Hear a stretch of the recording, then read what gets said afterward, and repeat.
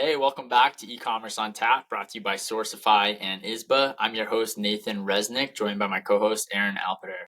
Aaron, how you doing today? I'm doing pretty good, Nathan. How are you? Well, we've got a new president, or a new president-elect. Any quick thoughts? Yeah, how's everybody doing? We Yeah, had a lot of feelings here. I think we're feeling pretty secure about our move to Canada. We'll put it that way. But I know a lot of folks who are excited as well as equally frustrated. So my thought is I don't think it's going to be as bad as people think, and it's probably not going to be as good as people think either. yeah, we'll see. I mean, that's how politics always is, right? It seems like not much really happens, but hey, hopefully the needle is moved in a good way, so we'll see. But anyway, for those that are joining for the first time on e-commerce on tap, do you want to give a quick kind of intro into what we do on this podcast? Yeah. So what we do is we profile a well-known, typically D2C company. We reverse engineer their supply chain, tell their founding story, and then talk about their exit potential. Yeah, and I think I always say this, but I don't know, my favorite episode, and I always drink it when we're on here, is Liquid Death. I just love that story. So cool. I think that was, I don't know, probably 10 episodes ago or so, but I love that story. What was your favorite episode that we've done? I usually am like, oh, I don't know, but I'm like, everything I'm wearing right now is true classic, and I had AG1 in the morning, and I bought my wife Majuri jewelry, so I'm kind of all over the place. I think this is starting to become more of my buying habits than what's going on. I do need a new pair of socks, and so I'm interested for today. Yeah, yeah. So today we're covering Bombas, which is a pretty incredible high growth stock brand. A lot of people probably heard about it from Shark Tank, but it has this kind of buy one, give one model. We're going to dive into their founding story, the founders, their growth, Shark Tank, their supply chain, and potential exit strategies that they may have. But before we do so, we always like to share different tidbits that caught our eye. So, Aaron, was there any kind of tidbits that caught your eye the past week? Yeah, there was one that kind of felt like I couldn't believe what I was reading. So it was reported that Russian spy agencies have started to probe putting incendiary devices in parcels that they ship via DHL. And so this basically this report became public where in July of this past year, there were two incidences. One happened in Germany, one happened in the UK, which were both traced back to the same shipper in Lithuania. And basically, this person had put some not necessarily explosive, but things that will catch fire after some period of time in an electric massager. And they had shipped it through and they were doing tests to see at what point do these start to smoke and catch fire? At what point could these blow up? How long could you ship them? And they were doing all these sorts of tests. And the thought was they were trying to probe for weakness in the security protocols and what sorts of stuff is going to be caught by DHL or an airline or a mail office uh, for these things that are coming through. And the long term idea was to kind of load up a bunch of these devices and put them on planes or ship them via DHL on planes that would be going to the US or Canada. And you keep in mind that a good chunk of the air cargo that goes between countries is on commercial planes. And so this is something where if there was a fire, it doesn't have to be an explosion, but there was a fire in a package in a cargo hold on a plane over the Atlantic, that plane could come down. And so it was just pretty remarkable to think that one, this sort of research is being done by spy agencies to weaponize civilian infrastructure or commercial infrastructure. And then two, it's kind of one of these questions of just like, man, this is a probably still a very low probability problem that could happen. But like, at what point do I start planning for something that even if it's got a 0.1% likelihood of happening, it could have a massive impact in just a supply chain or a company. And so what does DHL do with this information? So there are lots of really interesting things that were coming out from that article. Yeah, yeah, it's so scary to think about. I mean, yeah, can't even imagine. It's crazy. It's a really interesting tidbit. What caught my eye is vertical farming. I don't know. I've always been kind of curious and interested in this, and one of the market kind of ag tech leaders, Bowery Farming, is shutting down. They had raised over $700 million in 2021. They were valued at $2 billion, and like vertical farming has just proven to be so hard. There was like App Harvest that raised more than 700 million before going public in 2021 at $1 billion valuation. They filed Chapter 11 in 2023, and so I think everyone kind of hopes that vertical farming would work and have a net positive on our environment. But unfortunately, it seems just the unit economics have not played out for like any of these companies. And yeah, just kind of crazy to Wow. think all the money and capital that's gone into this has just led to zeros basically. Yeah, that's shocking. I know the rationale is that you would be able to put these farms in New York City or San Francisco close to the population center, and then you wouldn't need a whole lot of space because you'd grow up. Is the unit economics just basically trying to amortize the capex, or is it are these farms more expensive to just operate? I think it's both, right? I mean, I think it's a challenge of capex and how do you finance these vertical farms and just efficiencies. And I mean, you have one bad harvest or something goes wrong in a yield, it can screw up the financials pretty quickly, right?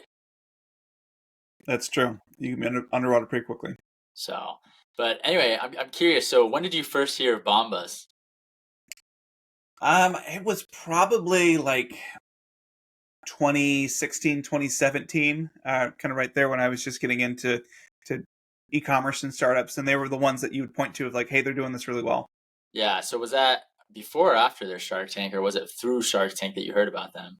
I heard about them after Shark Tank. Okay, okay. Because I was a big Shark Tank viewer. I still to this day just love that show. And it's yeah, I mean their story and their episode on Shark Tank is so good. So if you haven't seen it, I definitely highly recommend going to check it out after this. I'm sure you could find clips on YouTube or something. But yeah, it's interesting. I mean, when I think of socks, I just think of kind of the athletic socks that I typically wear. I mean, I usually wear like Nike or Stance socks. I love Stance socks. So quick, shout out to them. We should definitely do an episode on them too. But yeah, I mean, do you consider kind of when you're planning your outfit, like what socks you're gonna wear, or how does that go through Aaron's mind? So it was funny. I there was a period of my life where I was all about like really quirky socks, and I did have a pair of like skull and crossbone socks that I wore every time I went to a factory negotiation. So like that was kind of like, I don't know, superstitious or whatever I would do. But since we moved to Montreal, I had to downsize a ton of stuff, and so I literally just have like six pairs of plain white socks. That's what I do. I don't think about it, and so I don't know. Like sometimes I think about it, sometimes I don't think about it, but it is a fun kind of thing to maybe be a little bit unique by expressing something with your socks. If you have to wear a uniform at school, for example, um, you can't do it. And my son, he's 4 years old. He started to get into really interesting socks because he wears a uniform at his school, and so today he was asking me to put some really big socks on. He wanted to tuck his pants inside the sock and kind of pull them up high, and um, I don't know. He's 4, so I let him do it, but. Um, it's just what it was, what it was. There we go. Well, I'm curious. I mean, how long have humans been wearing socks? I mean, I think we should start by doing a little bit of a kind of history on socks. I think that'd be kind of fun. Yeah, this was the history that people didn't know they wanted when they woke up today. But we've been wearing socks for a long time. I think the earliest socks are about 5,000 years old, so 3,000 BCE. You started to see evidence of people wrapping their feet in animal skins, and this was really more prevalent in colder climates, trying to get some insulation there, and so that was that. Uh, in ancient Egypt, so around 500 AD, you started to see woven socks that were being created, and they were being engineered specifically for sandals. And so this is where they would have like one compartment for the big toe, and then one for everything else. And so that was the first kind of split toe design, something like a mitten on your foot. Fast forward into about the 5th century, into medieval monasteries and things like that, socks were really took on more of a religious symbol, and so people wore socks, particularly monks, as a symbol of piety and of purity. And they had these really sophisticated but plain looking knitted foot coverings called putis, which is what they would use to kind of show their devotion to God. Then in the Middle Ages as well, you start to see this socks become more of a status symbol for the wealthy, and there was a lot of labor that went into making these socks, and so it was seen as a luxury item. And so just imagine, I mean, the thing that people signal their wealth to, I couldn't imagine being like, hey, I have the nicest socks ever. These are gold-plated socks or whatever. I mean, this was just basic stuff, and it was because it took someone a long time to make it. That's what was there. We'll fast forward to the 1500s. You start to see a massive explosion in the adoption of socks, because in 1589 William Lee invented a knitting machine, which was going to take something that was usually handmade and done in a cottage industry and put it more on an industrial scale. And actually, Queen Elizabeth I came out when this invention was first created and said, "I don't want this because it could be killing some jobs." And so, sounds familiar to some of the other conversations we had today. Fast forward further, Industrial Revolution, 18th century. There are lots of mechanized looms, lots of socks are being created. And so it goes from being a luxury to being more of a staple good. And then really in the 1930s, so really not that long ago, when you think about 5,000 years, but last 100 years or so, you start to see socks really, really come into the mainstream. And this was the invention of synthetic materials. So think nylon, different blends of cotton. You start to get stretchable, durable, really like smell resistant socks that start to come out. And then in the 60s, these become not just utilitarian things, but you saw different things coming out where people could express their personality by choosing their socks. And today, socks are a $1 billion industry. There's lots of interesting tech that's come out, whether it be moisture wicking fibers, odor control. There's actually even some smart socks where it will connect and monitor your health. I think they've got some for babies that you can put on and measure the heartbeat and O2 levels and things like that. Yeah, I mean, I think it is super interesting because socks have kind of turned in from function to fashion, and now you talk about us wearing socks, and we just kind of pick a pair that that it's in our closet. We don't really think about it, but I mean, I'm sure there's a lot of people like still having custom socks and unique design socks. But I think one of the things that if I look at the history of Bombas and how they started is kind of their social mission was at the core of the brand from day one, right? And this buy one give one pair kind of model has a deep history, in America. And the first time I actually heard about a company that was giving back and making that a core part of its mission was actually Paul Newman's Own in the food and beverage industry. And I remember they're like, I don't know, we just would always get like their Italian dressing from Whole Foods, and we just always had that salad dressing. And I remember like reading the back of the bottle, and I was like, wow, like they donate 100% of their profits. Like that's pretty incredible. And it's pretty crazy because since 1982, when they were founded, the company has donated more than $600 million to different charities aligned with its mission. So I think this was kind of like the first, now major company that made kind of this, buy one, give one, or just kind of donation arm a core part of its mission. And then, of course, you have Tom's Shoes, which was founded in 2006, which really was the first company to create kind of the one-for-one model that Bombas replicated. And I mean, we've talked about other companies that are similar to that, like Warby Parker's, does something similar with their eyewear. But there's a lot of other large companies like Ben and Jerry's and Johnson and Johnson's that have been giving a portion of their profits to different causes. And I know a lot of e-commerce brands or alcohol brands like June Shine do like 1% for the planet, which is another big movement for brands. And I think there's just kind of this trend that is aligned with consumers, and it's a growing trend in my opinion, where companies are more inclined to incorporate a nonprofit or a kind of one-for-one mission in their model. And I mean, I'm just curious, I mean, do you think most of these companies like do that out of actual desire to give back or to connect with consumers more? And then are there any kind of criticisms that come to mind when you think about this model? It depends on the company. I've certainly been around and been a part of companies that will claim, like, especially this just always irks me, is when a startup is like, "Hey, we're going to donate 10% of our profits to pick a cause," but they're a money losing startup, and so they don't have any profits to actually donate. And so it's kind of this value or virtue signaling thing that they do, where they're just saying, "Oh yeah, we donate 1,000% of our profits to company, but we lost $2 million last year, so we didn't actually give any money." And so I think that there's a piece there where they're being disingenuous to some extent. They can be. I think that there was a period in the middle 2010s where everybody had to have a mission or a purpose, and so it was very important for people to tack on to some things. And so I think that it is, for most companies, it's probably more of a marketing play than anything. But then again, there are some real gems like Bombas that are like, no, like we're actually going to do this, and this is probably more important than what we're doing. I think we did an episode on Allbirds a couple weeks ago, And they were one that they very much started and had this approach of, we want to be very sustainable. We want to kind of lean into this, and we've got a very core mission. But then as they became public and as their investors changed, that was no longer something that those shareholders wanted to support. And so it's a difficult thing when you make something that is so critical to your identity, something that could be antithetical to earning money or rewarding shareholders, if that's not how the shareholders want to spend their profits. Yeah, yeah, totally. And I think it's interesting if you look at kind of the founder history of Bombas, right? So Bombas was founded in 2013 by Randy Goldberg and David Heath.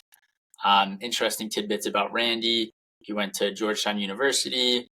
He spent 7.5 years as the editorial and creative director at Urban Daddy, which is where he met, his co-founder David Heath. Both, their fathers were entrepreneurs as well, which is pretty interesting. So they had some entrepreneurial spirit and understanding in their blood. But they met at Urban Daddy. For those that don't know what Urban Daddy is, I didn't know, but it's a daily I had to look it up. it's a daily newsletter about nightlife, food and dining and lifestyle. So kind of interesting how we're like back in this newsletter trend a bit, where you have a lot of different people writing newsletters, and Urban Daddy was a big newsletter back there. They both worked there for quite some time.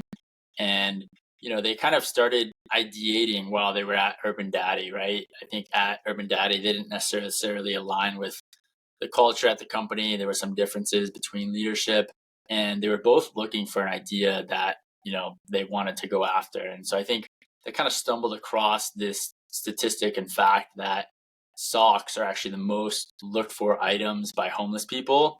And during this time, Tom's and Warby Parker were growing very fast, so they obviously were aware of those two brands with that one for one type of model. And so with this kind of idea, they thought like, okay, can we apply this one for one model to socks? And so, what they did is they actually first contacted, homeless shelters to understand why socks are the most requested item. And, aside from the harsh reality that homeless people, face and live in, they also, found that shelters don't accept sock donations due to kind of course, the heavy, wear and tear of a used pair. So, socks, of course, have to be new. And so they kind of, to me, focused on a mission before the business in some sense. Did you get kind of that gist as you read their founding story? I did, and this is what I think is so interesting about the Bombas story is they really, at least the way that they tell it today, is they were like, okay, we are disgruntled at this current place. So you've got two disgruntled employees that want to go do something different, and they could literally do anything. And then they say, all right, well, where could we actually help people?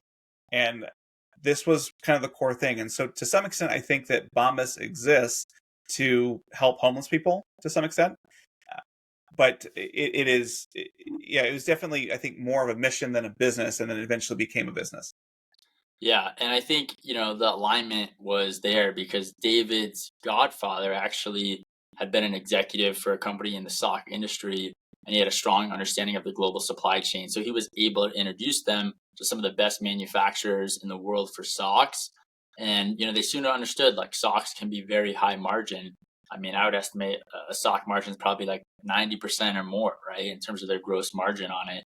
And so, I think part of the initial idea was that David, wanted to kind of take and create a sock that had both features from the athletic side of a sock as well as a casual side that could be worn in kind of any occasion. And, they basically took the best of all socks they knew and tried to, create the best option that became Bombas.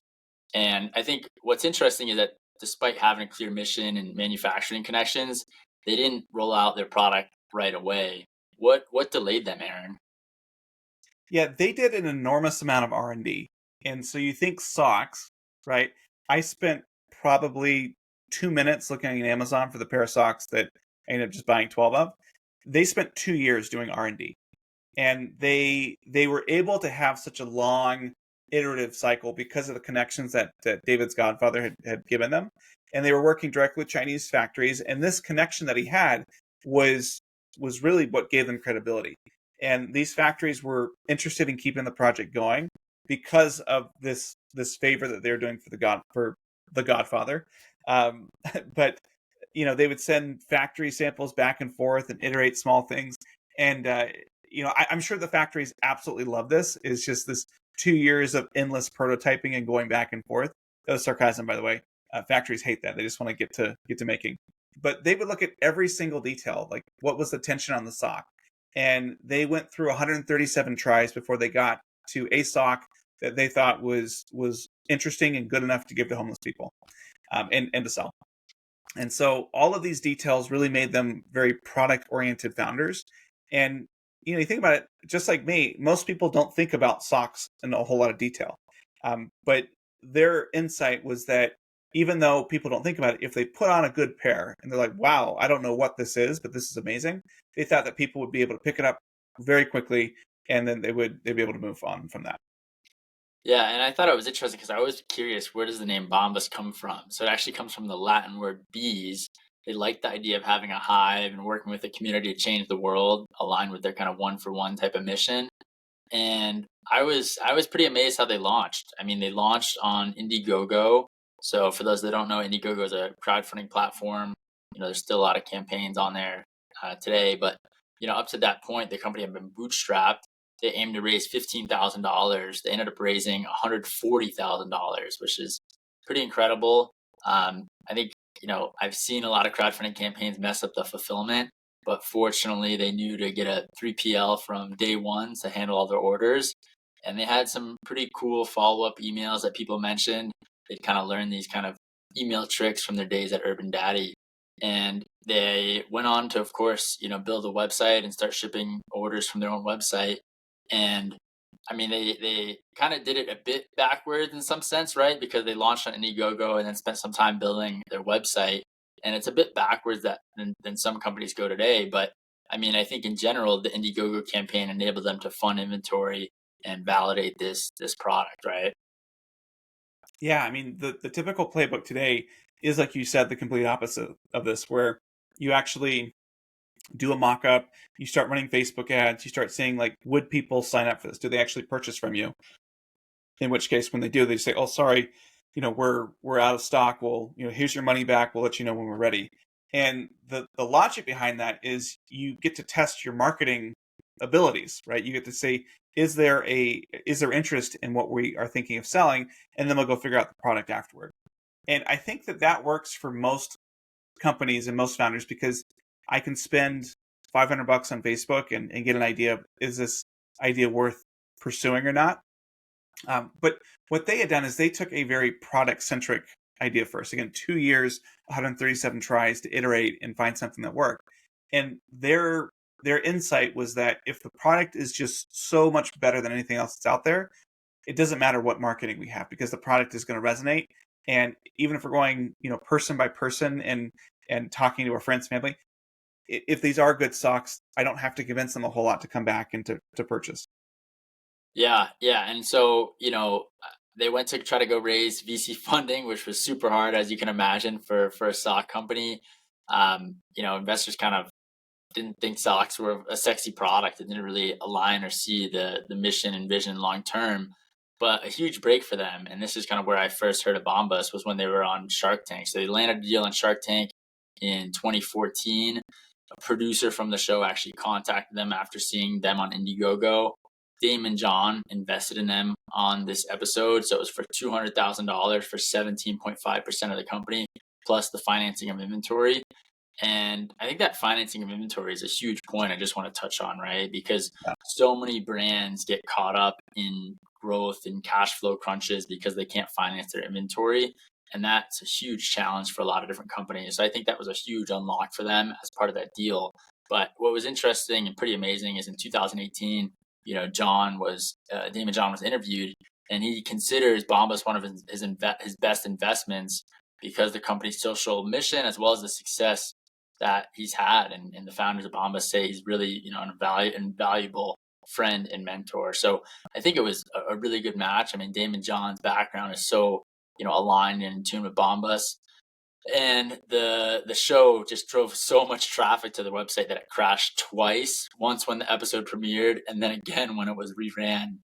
And so, obviously, you never want to have a site that's crashing. So they migrated their site to Shopify Plus, and Bombas was an early case study for Shopify Plus, which was huge. And I mean, I don't know, Aaron, have you worked with any brands that have been on Shark Tank, and kind of what was that lift for them, if any? Yeah, we've worked with quite a few. We're close with a couple of the Sharks portfolio managers, and have been lucky enough to work with about a dozen Shark Tank brands on there. And when I talk with them, they all say, yeah, it was great that we were on Shark Tank. It was an awesome experience, and we're grateful for that opportunity. But at the same time, it really wasn't something that was the make or break point of the business. They said, there's a lot of stuff that happens when it goes through, but the funny thing is, especially, I'm talking to supply chain people, they say, every like 4 or 5 months, we'll just have this random thing that happens, and our sales will go up by 1,000% for an afternoon. And they're like, "What happened?" Oh, it was the reruns, and they don't tell you ahead of time which episodes are going to be rerun.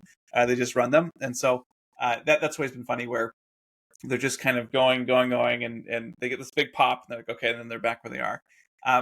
But I think that there are some challenges in the Shark Tank model, and the first one is, you think about someone like Mark Cuban or Dave and John, who has bought all of these companies.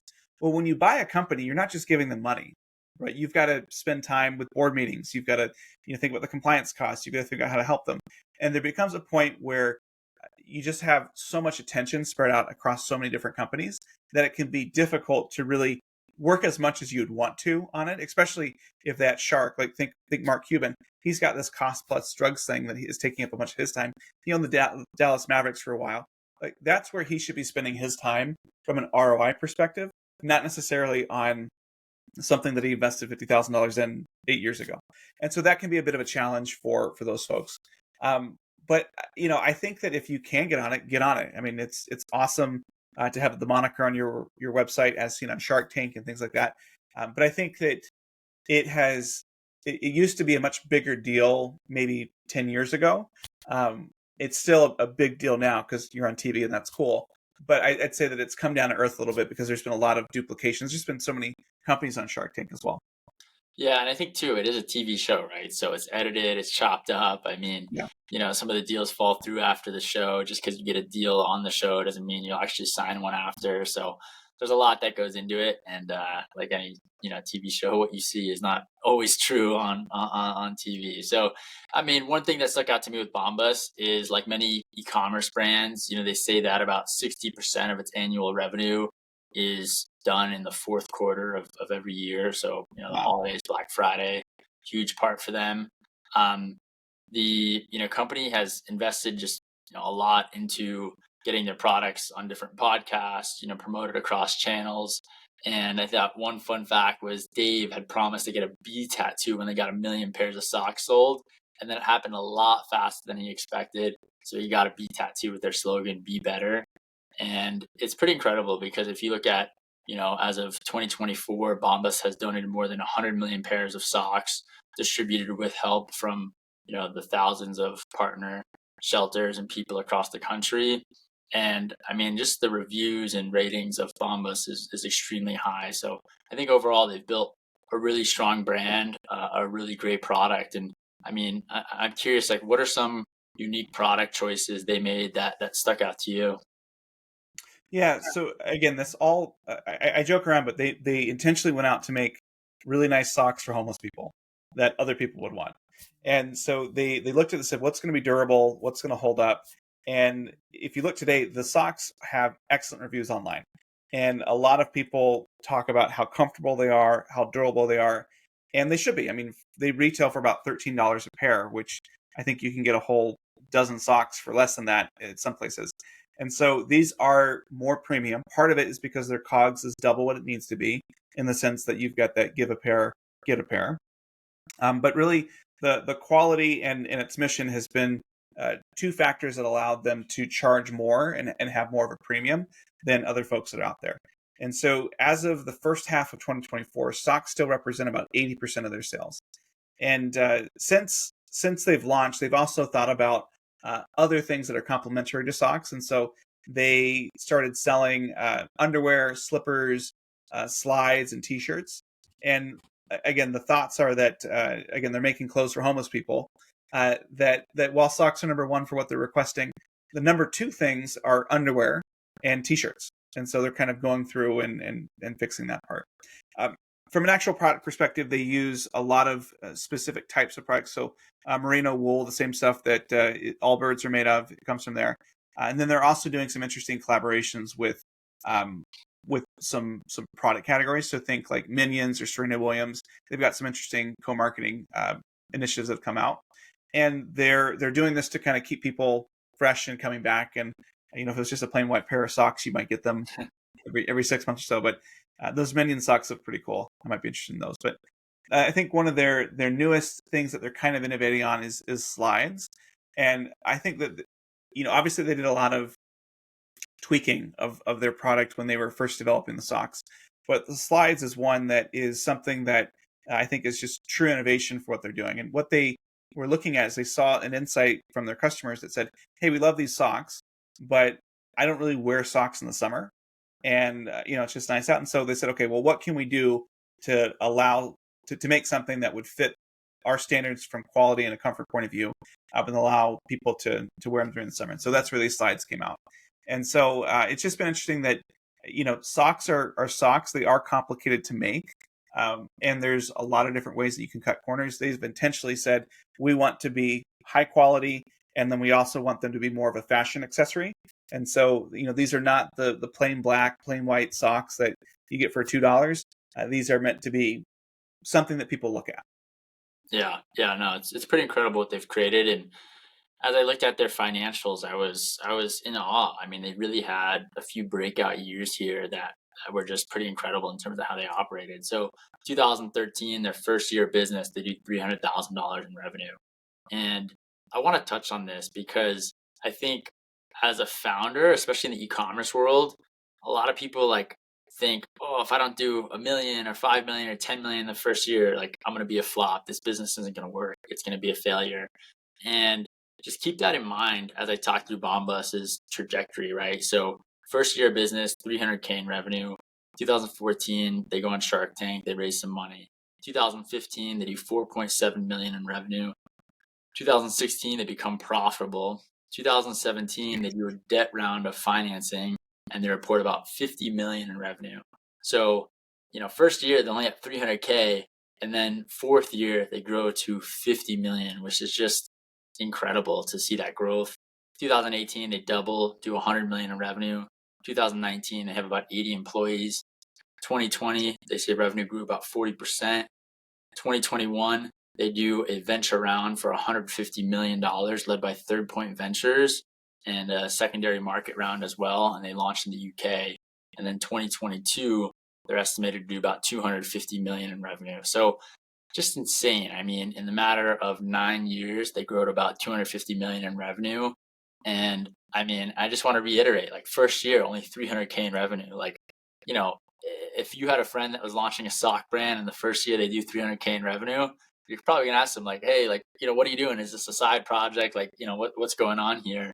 But it just goes to show, right? I think great things take time, and you can see like during that kind of 2016, 2017, 2018 period, they really kind of found their chops and hit that breakout period. I mean, I just think that trajectory is pretty incredible because, a lot of times we have friends that we think are starting small businesses or side hustles or whatever it may be. And Bombas, started small, right? Yeah, well, as you were mentioning that, I think I go back to the Blenders episode that we did early this year, and their first year revenue was $8,000. So talk about being real small. Second year revenue was $1,000 or $100,000, and so there's a big piece there. And I think that these milestones that we place out there and say, oh, if I don't make $1 million my first year, I'm a failure. Like, well, that's true if you spent $1.2 million, right? But if I spent $10,000 and made 300K, that's an amazing outcome. Like I take that every year. But yeah, it's interesting. I think it's just about like getting the right fundamentals, getting the right economics, and just making sure that you're profitable as quickly as you can be. Totally. I agree. What stuck out to you from their supply chain?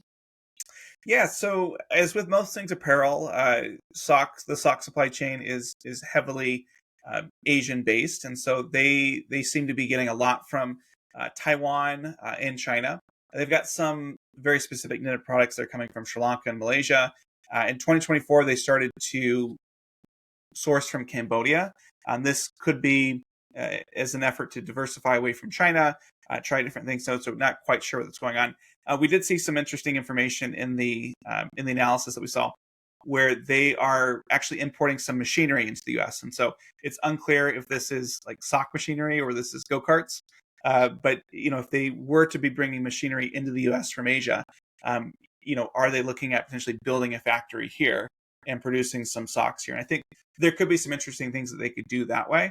Again, they have a more premium product, and so if they were to do something where they had really tight print on demand or manufacture on demand capabilities, then there's probably some interesting things that they could do there from a reactivity and responsiveness level. So there's some interesting pieces there. When I took a look at their suppliers in general, they're working with very tier one companies, which you would expect given the Godfather's connection that was there. So their manufacturers support companies like Vans, Nike, American Eagle, those sorts of things. And so that was it's interesting is that they are working with the big guys.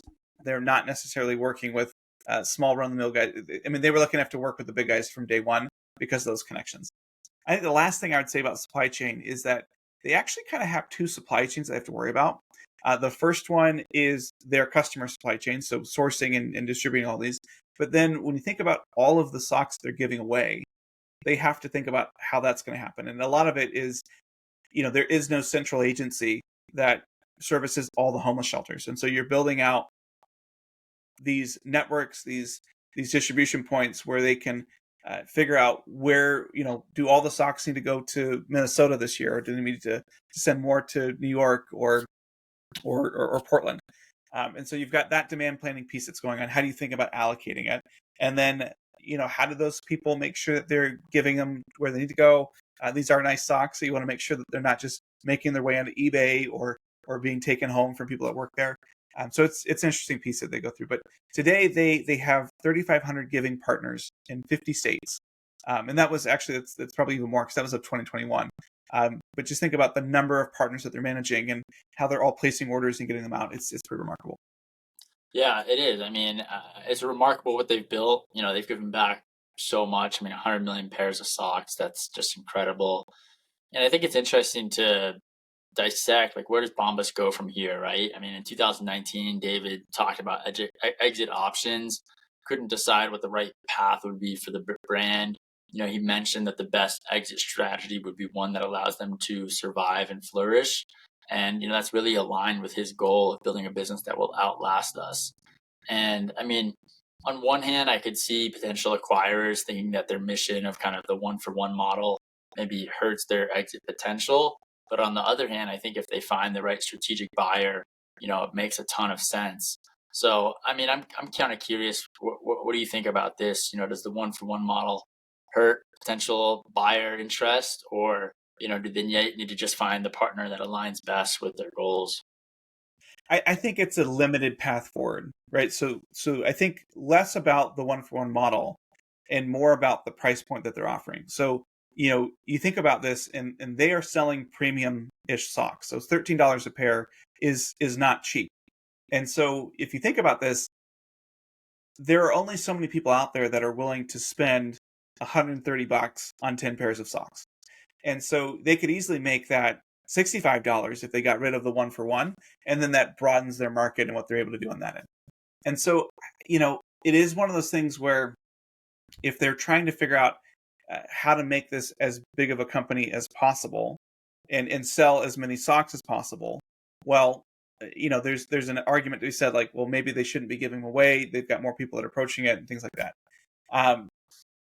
However, it's just a very messy thing that I think that it limits them from the perspective of a large clothing manufacturer is probably not going to go out and buy them because, if I'm buying a company that's doing $250 million in revenue today, what's my likelihood of growing that to $1 billion or $2 billion, right? That's kind of the potential you're looking at.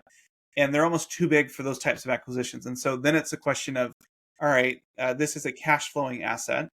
And so in that case, you're looking at a private equity deal or someone who just wants to hold it that way.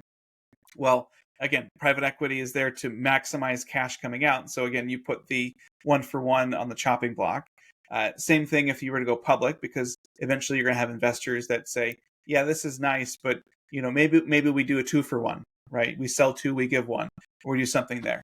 And so I actually think like the best thing for them is to stay exactly how they are and provide secondary, or maybe create an ESOP or something that would allow the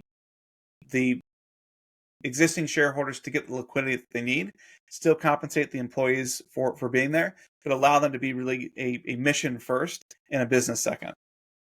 Yeah, I agree, and I think that aligns with their vision too, right? I mean, David said we don't want to try to be the biggest company as soon as possible. That's the VC play. They want to really kind of go at their own pace and align with their mission. And if they look at brands that they aspire to, like Nike or Lululemon, they grew with time by making the right decisions. And so I think that really aligns with their goals at Bombas. I think, like you said, it's going to be hard for a company to come in to acquire them with that in mind. But you think about distribution. If there was a retailer that were to acquire them, it could be a great plug and play distribution, for a Gap or Walmart or whatever it may be. But at the same time, these retailers themselves have their own private label that they've created in house. So it really just depends how that aligns. So we'll see. I mean, I think the future. I think, like you said, they'll probably continue to do some secondary rounds of funding, continue to maintain a profitable business, and grow at their own pace. It seems like they're very mission aligned, and I respect that. Yeah, I agree, and there are some interesting other companies that are kind of in the same vein that don't have the 1-for-1. So like Darn Tough Socks is somebody that we know well. They have amazing hiking socks that they're creating. They're similarly priced, but don't have the 1-for-1 piece that's in there. So it is one of those things there. I think they should stay private, stay profitable, and then you can do whatever you want. And if you've got a 250 million dollar business that's profitable, that's pretty awesome. Like that doesn't have to be $1 billion for it to be successful. You can keep with what you've got and keep doing what you're doing and making a difference where you are. I agree. I agree. Well, I really enjoyed this episode of E-commerce on Tap, brought to you by Sourcefine Isba. Please like, subscribe, leave a review. Let Aaron and I know what you think on Twitter or LinkedIn. And if there's any company you want us to cover, just give us a shout. We're always interested in different brands we should cover. So appreciate everyone tuning in to this episode of E-commerce on Tap, brought to you by Sourcefine and Isba. We will see you next time.